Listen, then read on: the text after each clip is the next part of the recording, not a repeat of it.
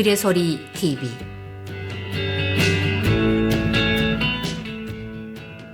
함께하는 문학 산책. 오늘 이 시간에는 역사 속의 또 다른 역사, 삼국야사, 김형광 역금의 천산 땅에 묻은 맹세를 낭독해 드리겠습니다.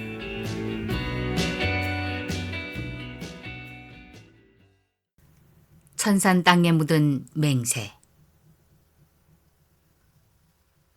김형광 역금. 가실사로 가는 길은 제법 멀었다. 젊고 혈기왕성한 두 청년 귀산과 취향은 서로 이런저런 한담을 나누며 발길을 재촉했다. 귀산은 무은 장군의 아들로서 그 의기가 출중했으며 취향 또한 그에 못지않은 기상과 사나이로서의 늠름함을 두루 갖추고 있었다. 오늘 귀산과 취향이 가실사를 찾아가는 것은 원광법사를 만나기 위함이었다. 수나라에서 불법을 공부하고 신라에 돌아온 원광법사는 이미 당대의 유명한 스님으로 사람들의 초항을 한몸에 받고 있었다. 서로 절친한 친구 사이인 두 청년이 원광법사를 만나러 가게 된 것은 며칠 전에 귀산이 한 말 때문이었다. 여복의 취향, 우리 몸은 비록 속세에 살고 있다 하나 그 정신은 거울처럼 맑고 깨끗해야 한다고 생각하네. 듣자니 가실사에 있는 원광법사의 덕망이 뛰어나다고 하니 한번 찾아뵙고 그 가르침을 듣는 게 어떻겠는가.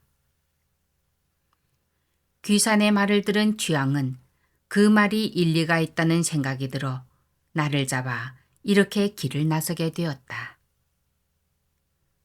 가실사에 도착한 귀산과 취향은 부처님께 예불을 드리고 원광법사 앞에 공손히 무릎을 꿇고 앉았다. 원광법사가 무슨 일이냐는 듯 넌지시 눈길을 건네자 귀산이 조심스럽게 먼저 입을 열었다. 저희가 비록 세상에서 속인의 몸으로 살아가지만 마음을 깨끗이 하고 정대하게 한다면 부처님의 가르침에서 크게 벗어나지 않을 것으로 사료됩니다. 그러니 부디 법사께서는 저희가 속세에서도 그 마음을 잃지 않고 살아갈 수 있도록 참된 진리의 말씀을 들려주십시오. 저희가 법사님을 찾아온 것은 바로 그 말씀을 듣기 위함입니다. 귀산의 말을 들은 원광법사의 얼굴에 대견한 표정이 역력하게 드러났다. 너희의 뜻이 갸륵하기 이를 데 없구나. 그러나 속인으로는 지키기 어려운 것이 한둘이 아닐 터인데. 원광법사의 말에 취향이 나섰다. 비록 지키기 힘들다 할지라도 끝까지 지키려고 애쓰는 그 마음만은 소중히 간직하겠습니다. 원광법사는 두 청년의 눈을 고요히 바라보더니 입을 열었다. 그렇다면 들어라. 첫째, 백성된 도리로서 나라에 충성할 것이요. 둘째, 자식된 도리로서 부모에게 효도를 다할 것이요. 셋째, 친구된 도리로서 신의를 지킬 것이요. 넷째, 싸움에 임해서는 물러서선 안 될 것이요. 다섯째, 짐승을 죽이되 가려서 죽이라는 것이다. 너희가 능히 이 5계명만을 지킨다면 속인으로서도 그 마음 바탕은 잃지 않을 수 있으리라.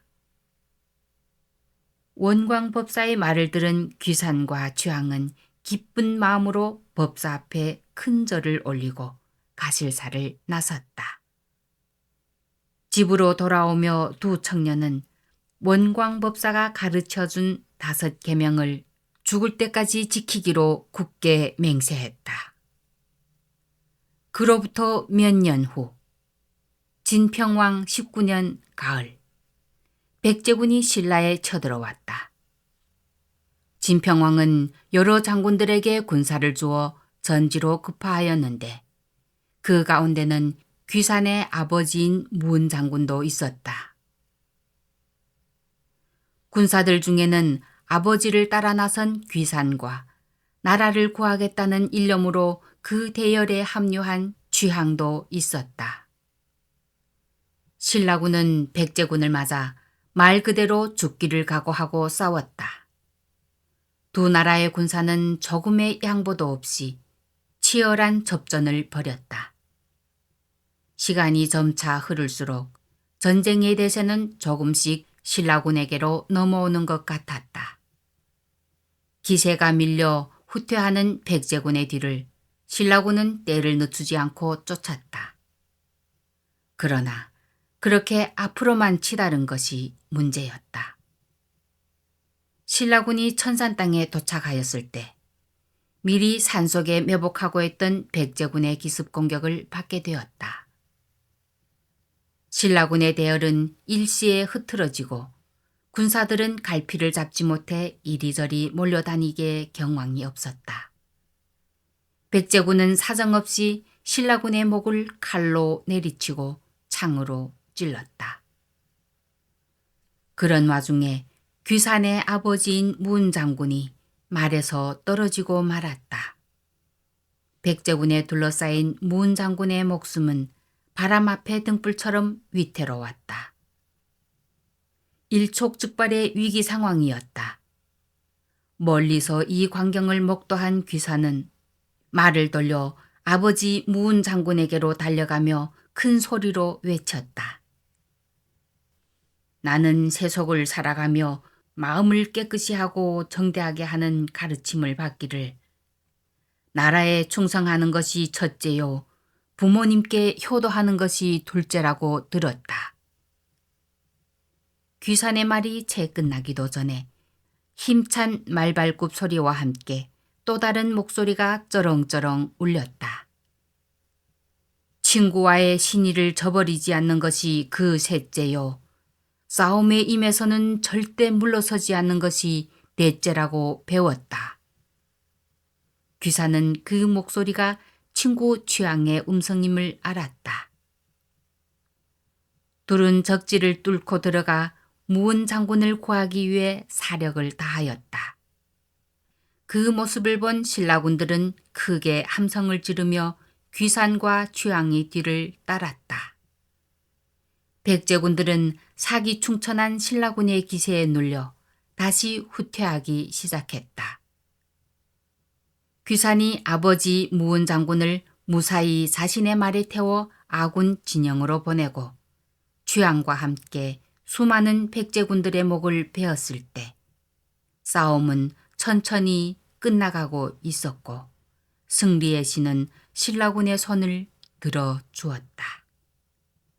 한바탕 피바람이 몰아친 천산 땅은 천지간의 피비린내가 진동하였다.